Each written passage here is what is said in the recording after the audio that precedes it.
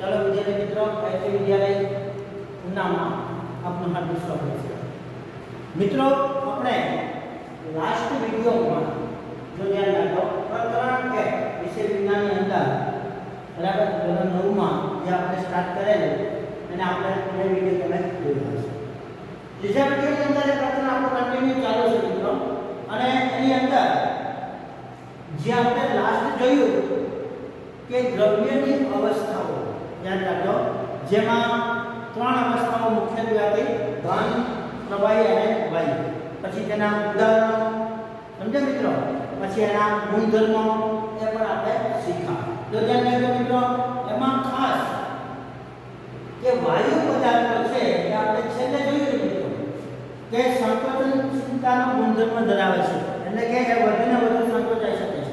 એટલે તો આપણે સાયકલના ટ્યુબની અંદર વધુ હવા ભરી શકીએ છીએ। જો ધ્યાન રાખજો, કોઈ પણ વાહનનો ટાયર એનું કારણ એ સંકોચનનો ગુણધર્મ ધરાવે છે બરાબર। દબાણપૂર્વક એને ભરી શકાય છે।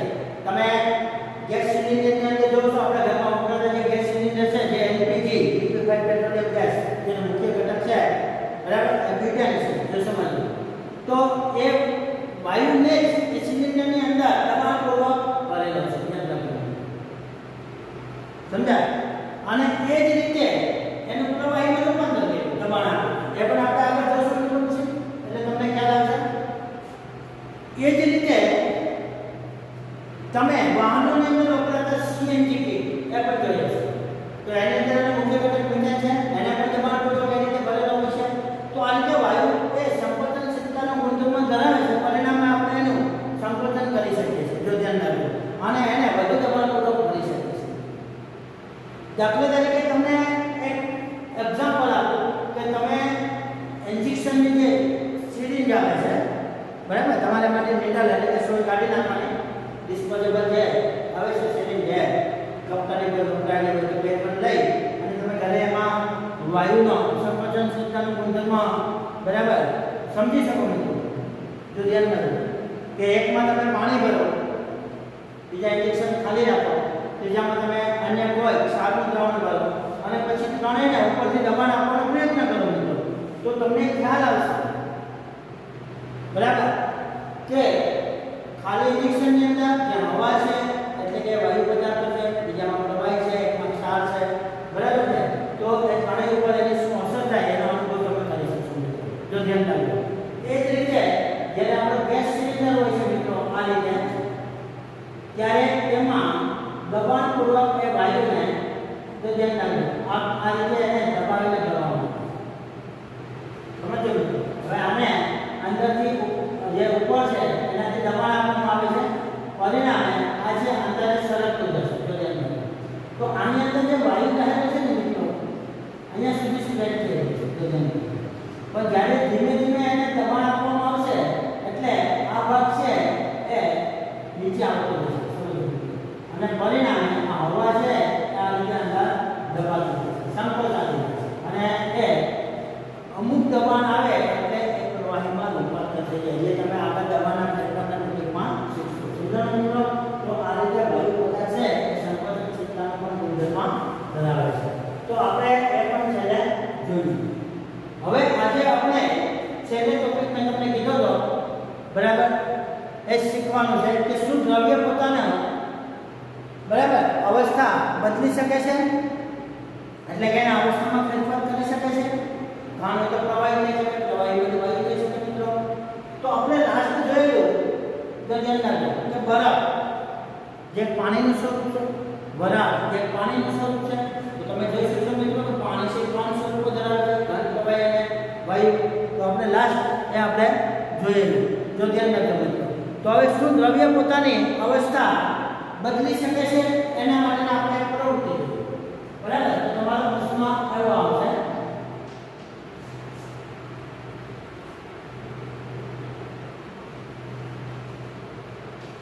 દ્રવ્ય પોતાની અવસ્થા બદલી શકે છે તે દર્શાવતી પ્રવૃત્તિ સમજો। હવે આપણે જોઈએ એની અંદર શું કરવાનું, બરાબર? તો યાદ રાખો, કોઈ પણ દ્રવ્યની અવસ્થા બદલવા માટે કેટલાક ભૌતિક પરિબળો અસર કરે છે. આમાં પહેલું પરિબળ છે તાપમાન. એક તાપમાનને કારણે પદાર્થની અવસ્થા બદલી શકે છે. બીજું છે દબાણ. હમણાં મેં તમને ગેસ સિલિન્ડરની અંદર બતાવ્યું છે કે દબાણને કારણે પણ પદાર્થની અવસ્થા બદલી શકે છે. સમજ્યા મિત્રો? તો આપણે પહેલા એ જોઈએ કે તાપમાનને કારણે કેવી રીતે દ્રવ્યની અવસ્થા બદલી શકાય છે. બરાબર? તાપમાનની શું અસર થશે મિત્રો? તો તમારે પ્રશ્નની અંદર જ્યારે લખવાનું હોય તો તમારે એક પ્રવૃત્તિનો પ્રશ્ન આની અંદર સીધો દ્રવ્ય પોતાની અવસ્થા બદલી શકે તે દર્શાવતી પ્રવૃત્તિ સમજાવો તો એમાં તમારે તાપમાન અને દબાણ બંને સાથે એક બતાવવું પડશે. સમજાય છે? હવે તમને આમાં પ્રશ્નનો ઉલ્લેખ કરેલો હોય કે તાપમાન દ્વારા દ્રવ્યની અવસ્થા બદલી શકાય છે તે દર્શાવતી પ્રવૃત્તિ સમજાવો, એવી રીતના તમારો પ્રશ્ન હોય તો આપણે જે પ્રવૃત્તિ કરીએ છીએ તે તમારે સમજાવો મિત્રો. હવે આપણે જોઈએ કે તમારો પ્રથમ એમાં આવશે હેતુ. આપણે શું કરવું છે તો કે તાપમાન દ્વારા અથવા તો ઉષ્મા આપીને દ્રવ્યની અવસ્થા બદલવી. સમજાણું મિત્રો? પછી તમને એમાં જે કંઈ પદાર્થો હોય આ રીતે લખવાનું મિત્રો. એટલે બહુ સરળ છે. સાધનો હોય જો જેના તમને બતાવું છું એ શું કરવું હોય, પછી તમે એની આકૃતિ બનાવો. આ રીતે આખી પ્રવૃત્તિ દર્શાવશો તમને સરળતાથી યાદ રહેશે અને ટકા લગાવવાને પણ મજા આવે અને તમને પૂરા માર્ક્સ મળે જો ધ્યાન રાખો. અને એ આકૃતિ પછી એની પદ્ધતિ આવશે જેમાં આપણે શું કર્યું છે પહેલા અને છેલ્લે એનો નિર્ણય એટલે કે કંઈ તમને ડિસ્કશન મળ્યું હોય સમજે છે મિત્રો એ દર્શાવવાનું. અવલોકન હોય તો અવલોકન કર્યું હોય એમાં દર્શાવવાનું. સમજે મિત્રો? તો અહીં આપણે તાપમાનની શું દ્રવ્ય ઉપર અસર થાય છે અથવા તો દ્રવ્યની અવસ્થા કેવી રીતે બદલાય છે એ આપણે સમજીએ. બરાબર? તો આપણે હેતુની વાત કરી. હેતુ શું? બરાબર? તો કે તાપમાન દ્વારા દ્રવ્યની અવસ્થા બદલાય છે અથવા તેનું અવલોકન કરવું. હવે મિત્રો જો ધ્યાન રાખો, સૌપ્રથમ એક બીકર લેવાનું છે. હવે તમને ખબર છે મિત્રો કે આ રીતે કાચનું બીકર હોય છે કયો આની અંદર તમારે બરફના નાના ટુકડા લેવાના છે. સમજાવ કયો? હવે આ બીકરને તમારે તો ધ્યાન રાખજો મિત્રો આ રીતે ટીપાઈ સમજાય છે? એટલે કે આ બધું વાયર જાળી હોય છે એની ઉપર રાખવાનું છે.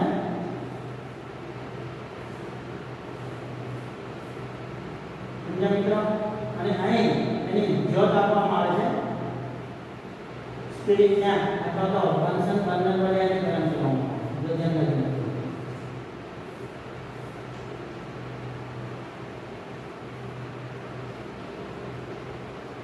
કયો આ છે બન્સન બર્નર. સમજ્યા મિત્રો? અને આ છે વાયર બોર્ડ જે જાળી હોય છે વાયર બર્નર ઉપર રાખી એનો ઉપર બેકાર. હવે યાદ રાખજો અહીં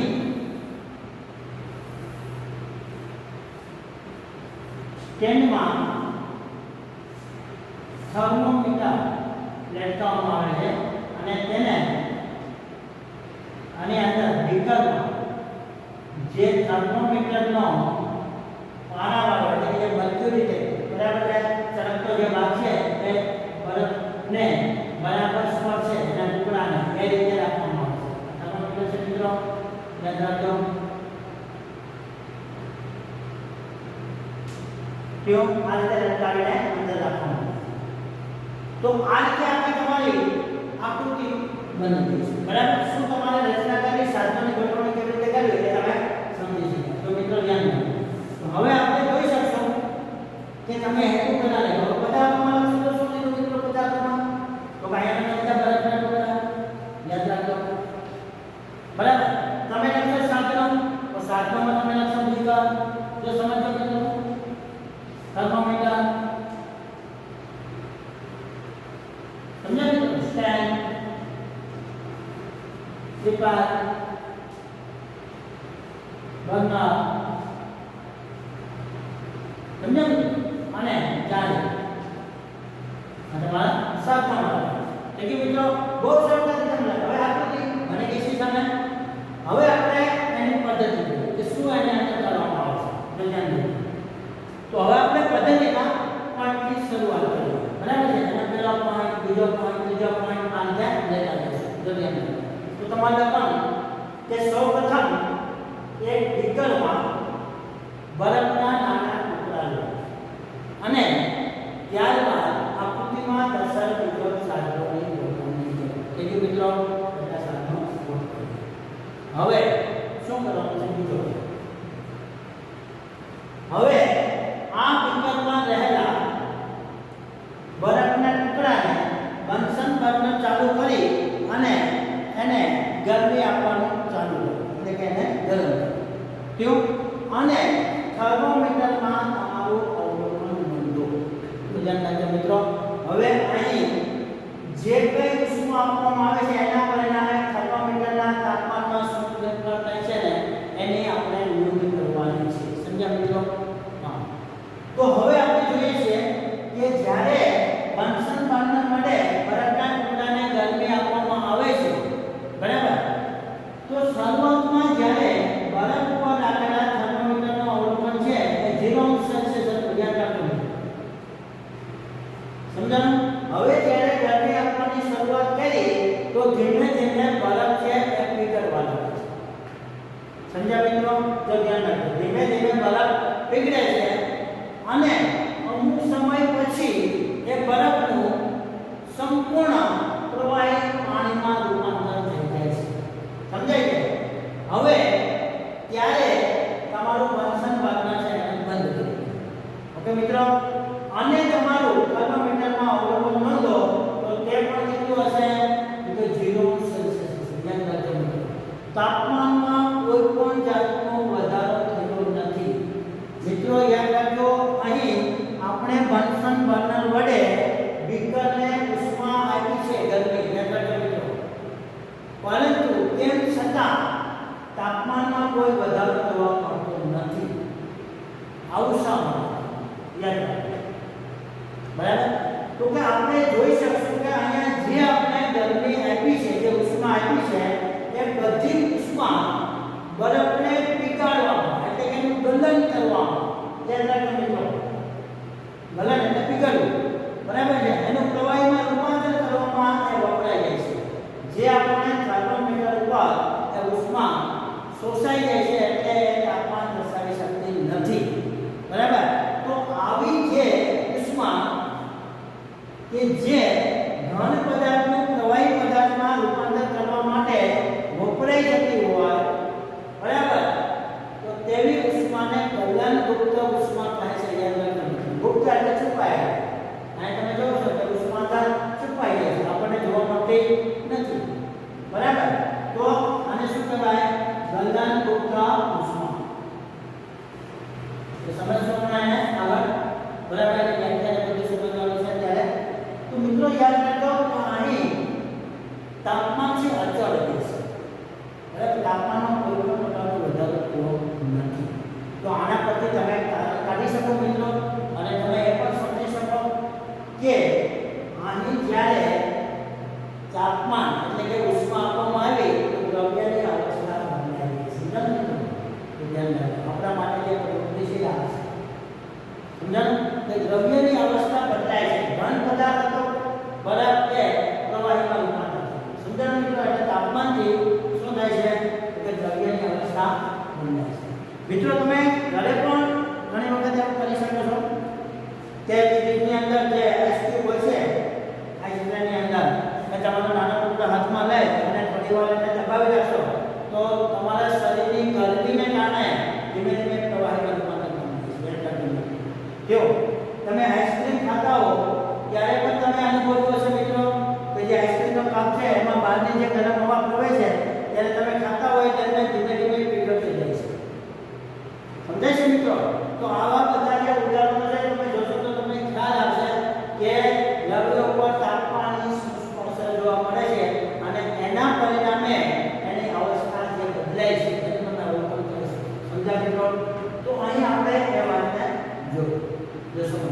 ગલનયુક્ત ઉષ્માને આપણે આગળ પછી ચર્ચા કરશું ત્યારે એની અંદર આને કશું યાદ કરશું.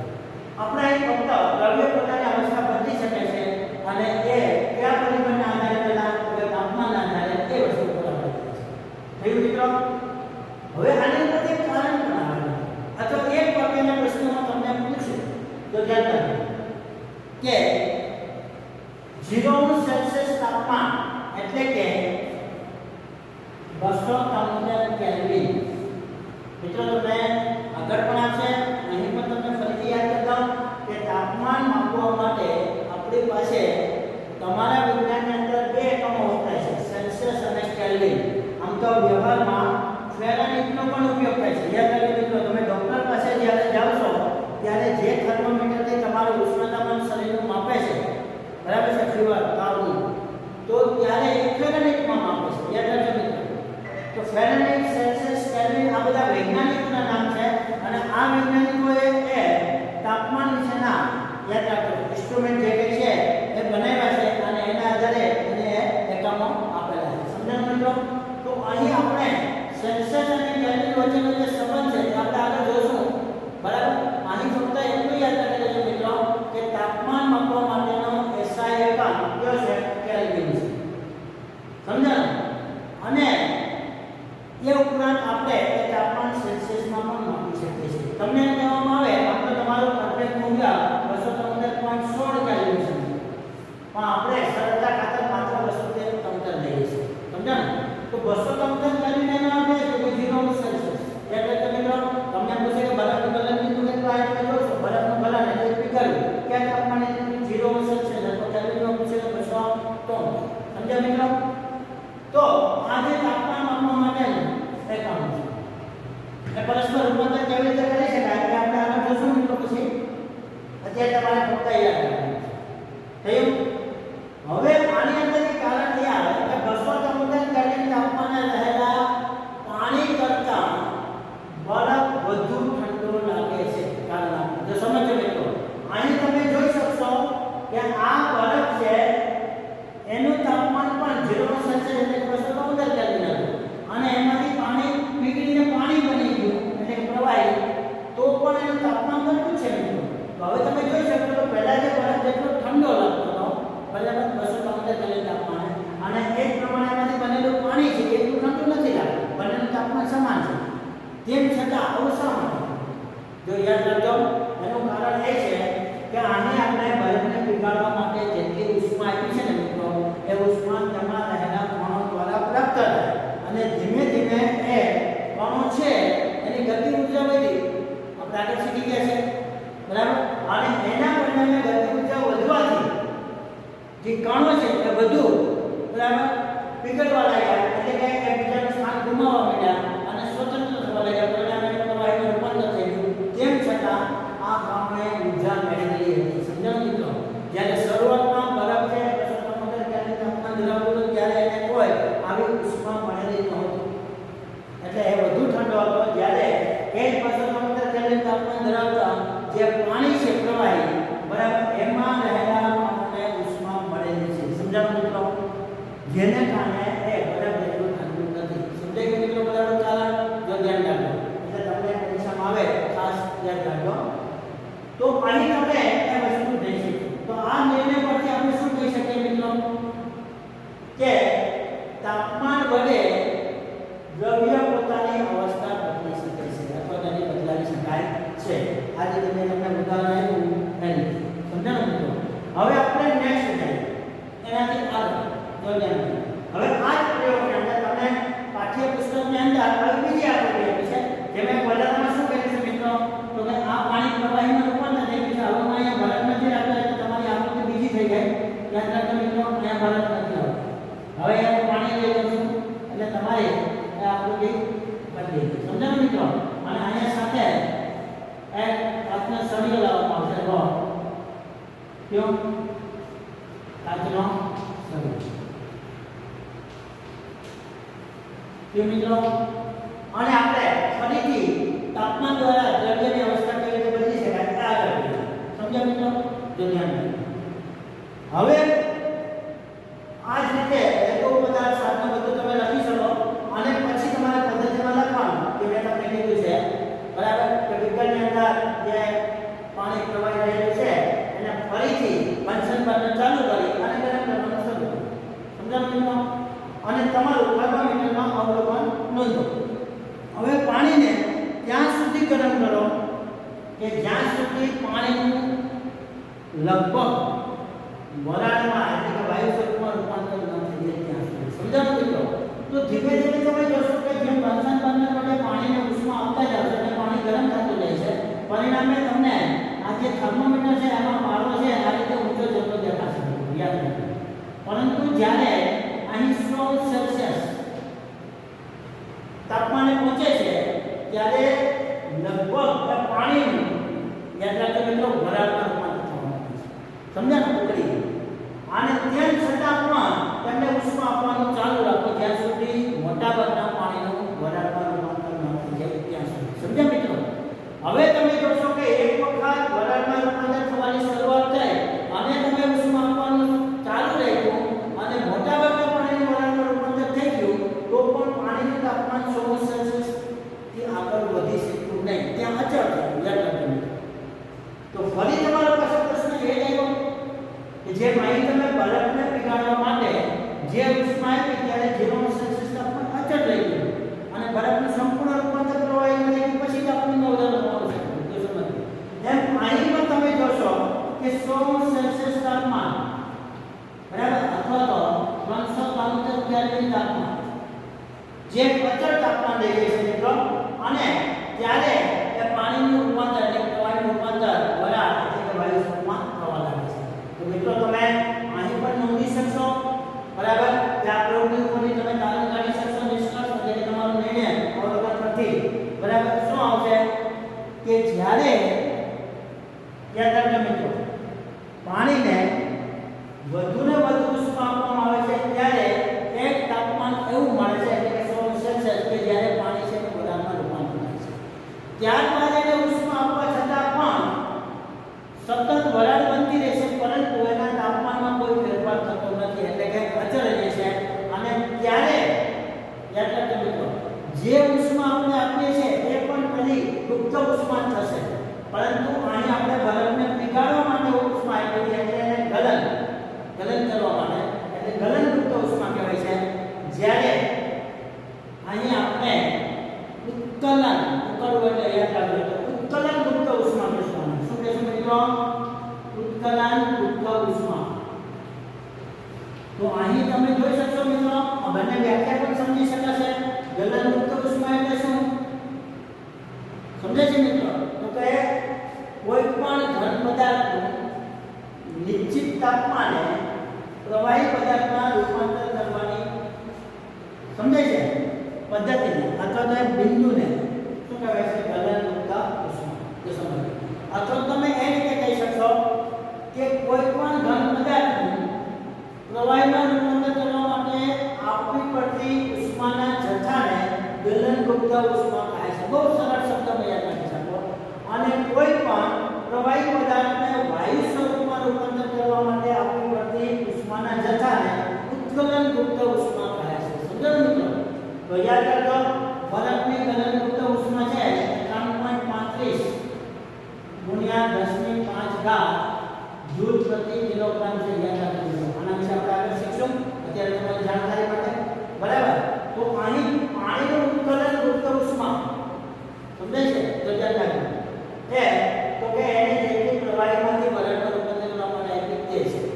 હવે અહીં તમને પૂછવામાં આવે મિત્રો કે નાના પ્રશ્નો યાદ રાખજો સાથે સાથે કે બરફનું ગલન કેટલું કેટલું તો તમારે સેલ્સિયસમાં 0 લખવાનું કેલ્વિનમાં 273 લખવાનું. સમજાયું મિત્રો? તમને એમ પૂછે કે પાણીનું ઉત્કલન કેટલું કેટલું સેલ્સિયસમાં તમારે 100 લખવાનું. સમજાયું મિત્રો? અને કેલ્વિનમાં 373 લખવાનું. આનો અર્થ એ થયો મિત્રો કે જ્યારે સેલ્સિયસનું કેલ્વિનમાં રૂપાંતર કરવાનું હોય ત્યારે એમાં 273 ઉમેરી દેવાના.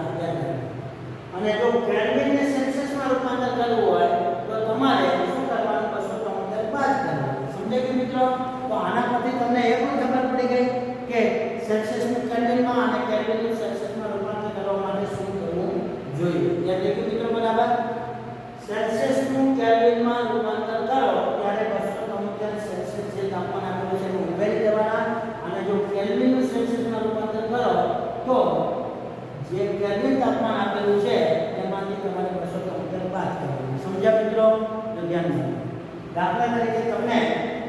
કેલ્વિનની અંદર તમારે તાપમાન પાણીનું લેવું હોય તો સમજ બરાબર. તો તમારે શું કરવાનું? તો તમને કેટલા આપેલા છે? તો 100 સેલ્સિયસ આપેલું છે પ્લસ 273 કરો. સમજાણું મિત્રો? તો 273 તમે ઉમેરી દેશો એટલે તમને જે તાપમાન મળશે કેલ્વિનમાં કેટલા મળશે? તો 373 કેલ્વિન. સમજાણું મિત્રો? આ એક કેલ્વિનમાં રૂપાંતરિત સેલ્સિયસ. હવે એ રીતે તમને સેલ્સિયસમાં તમારે લેવું હોય બરાબર, તો તમે સેલ્સિયસમાં લઈ શકો. દાખલા તરીકે તમારે બરફનું ગલનબિંદુ લેવું છે સેલ્સિયસમાં, તો ધ્યાન રાખો બરાબર ને? તો તમને કેલ્વિનમાં 273 આપેલું છે, -273 કરો તો ધ્યાન રાખો. તો આના બરાબર તમને શું આવશે? તો કે 0 સેલ્સિયસ. હેલો મિત્રો, તો ધ્યાન રાખો અહીંયા આવશે. મિત્રો અહીં એ પણ એક ધ્યાન રાખજો કે જ્યારે તમે સેલ્સિયસ લખો એકમ ત્યારે તમે જે કંઈ આગળ તાપમાન બતાવો એના પર અંશ આવું નિશાન બનાવવામાં આવે છે, પરંતુ કેલ્વિનમાં એવું લખી શકાતું નથી. વિગતમાં તમને આવે કે પાણીનું ઉત્કલન બિંદુ નીચેનામાંથી કેટલું તો કયું છે, અને એમાં તમને 373 કે અને 373 અંશ કેલ્વિન પણ આપેલું હોય તો ઇટ ઇઝ રોંગ. યાદ રાખો, આમ લખી શકાતું નથી. બરાબર મિત્રો, એટલે ખાસ ધ્યાન રાખજો બરાબર. અહીં તમારે આ યાદ રાખવાનું છે, એ પણ ધ્યાન રાખજો. તો એ મિત્રો, તો પ્રવૃત્તિના આધારે ક્યાં ક્યાં ટૂંકા પ્રશ્નો નીકળી શકે, ક્યાં ક્યાં કારણો નીકળી શકે અને કેવું વધારે તમે સમજી શકો બરાબર છે. તો આખી પ્રવૃત્તિ તમે જોયો કે અહીં તમે ઘન પદાર્થના પ્રવાહીમાં અને પ્રવાહીનું વાયુમાં તાપમાન વડે રૂપાંતર કરી શકાય છે, એટલે કે દ્રવ્યની અવસ્થા બદલી શકાય છે, એનો અભ્યાસ તમે કર્યો. સમજ્યા મિત્રો? હવે આપણે આના પરથી જે કંઈ પ્રશ્નો છે એને આગળ આપણે જોઈએ બરાબર મિત્રો. તો આ પ્રવૃત્તિ પરથી આપણે જે કંઈ ગલનયુક્ત ઉષ્મા છે, ઉત્કલનયુક્ત ઉષ્મા છે, તો ધ્યાન રાખજો મિત્રો, એ આપણે સમજવાનું છે. અહીં તમે જોશો કે પાણીને 100 સેલ્સિયસ તાપમાન પહોંચ્યા પછી વધુને વધુ ગરમ કરો તો પણ એના તાપમાનમાં વધારો થતો નથી. એટલે યાદ રાખજો મિત્રો, આ જે તમે ગલનબિંદુ ઉત્કલન બિંદુ કહો છો એ અહીં પૃથ્વીની સપાટી પર લાગુ પડે છે બરાબર. આ તમે વધુ ઊંચાઈએ જાઓ તો મિત્રો યાદ રાખજો આ બિંદુ છે બદલાઈ શકે છે. દાખલા તરીકે તમે કોઈ પણ પર્વતની તળેટી પર અથવા જમીન વિસ્તાર ઉપર પાણીનું ઉત્કલન બિંદુ 100 સેલ્સિયસ તમે કહી શકો છો, પરંતુ એ જ એવરેસ્ટના શિખર ઉપર તમે જાઓ 8000 બરાબર છે 800 મીટરની ઊંચાઈ, તો તમને ખબર પડશે મિત્રો કે ત્યાં પાણી છે 70 સેલ્સિયસ તાપમાન ઉપર હોય છે. સમજ્યા મિત્રો? ત્યાંનું ઉત્કલન બિંદુ 70 સેલ્સિયસ થઈ જશે બરાબર. એટલે ખાસ એ ધ્યાન રાખજો મિત્રો કે દરેક સ્થળે એ રીતે એક સરખું રહી શકતો નથી, તો ધ્યાન રાખજો. તો માનો કે તમારે અહીં જમીન ઉપર એટલે કે આપણા ઘરની અંદર આપણે બટેટા વાવીએ તો પાણીની અંદર 100 સેલ્સિયસ તાપમાન થાય એટલે વરસાદમાં પકાઈ જાય, પરંતુ તમે જો એને ત્યાં માઉન્ટ એવરેસ્ટના શિખર ઉપર જાય અને એ રીતે કરશો તો એ બટેટા પકાતા નથી. એનું કારણ શું મિત્રો? તો કે ત્યાં પાણીનું તાપમાન વધુ 70 જ છે. સમજે છે મિત્રો? તમારા ઘરની અંદર તમે ઘણી વખત જોયું હશે અથવા તો અવલોકન કર્યું હશે કે ઘરમાં કોઈ વસ્તુ ચણા કે એવું હોય દાળ કે, તો જ્યારે એને બાફવામાં આવે છે ત્યારે એ કેટલાક અલગ અલગ પ્રકારના પાણીને કારણે બફાતી ના હોય તો એની અંદર ખારો સોડિયમ બાયકાર્બોનેટ ઉમેરવામાં આવશે. એનું કારણ એ જ છે, સમજાણું, કે અશુદ્ધિ ઉમેરવાથી એનું ઉત્કલન બિંદુ છે ઊંચું જાય પાણીનું અને પરિણામે જો ધ્યાન રાખજો બરાબર છે, એને સારી રીતે બાફી શકાય બરાબર. તો આપણી વ્યવહારિક બાબતોમાં પણ આ બાબત છે એ તમને ઉપયોગી બને. સમજ્યા મિત્રો? હવે આપણે એના પછી જે આગળ પ્રશ્ન છે એની ચર્ચા કરીએ છીએ બરાબર. હવે આશા રાખું કે તમે એટલું સમજી શક્યા છો. તમારું પાઠ્યપુસ્તક છે એમાં પણ બરાબર તમે વાંચજો બરાબર. એમાં પણ તમને પ્રવૃત્તિઓ છે એ આપેલી છે ઓલરેડી. હવે ગલન અને ગલન બિંદુ એટલે શું બરાબર, તો એના વિશે આપણે મિત્રો આગળનો પ્રશ્ન છે એ નેક્સ્ટ વિડિયોની અંદર શીખશું. અત્યારે ફક્ત હું તમને આજે